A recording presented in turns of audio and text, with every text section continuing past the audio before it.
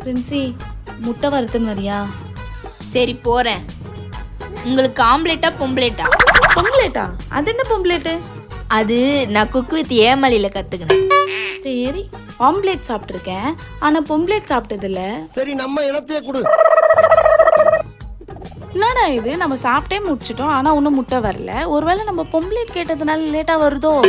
சரி போய் பார்ப்போம். பிரின்சி இன்னும் என்ன பண்ற?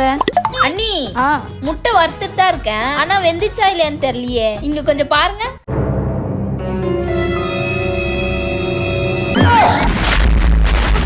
என்னடி பண்ணிட்டு இருக்க? நீங்க தானே நீ முட்டை வறுக்க சொன்னீங்க. அதுக்கு இப்படி முட்டையை உடைக்காம வறுத்துன்னு இருப்பியா? பின்ன ஏ மூளை தாங்க இப்படி ஒச்சிட்டு வேலை.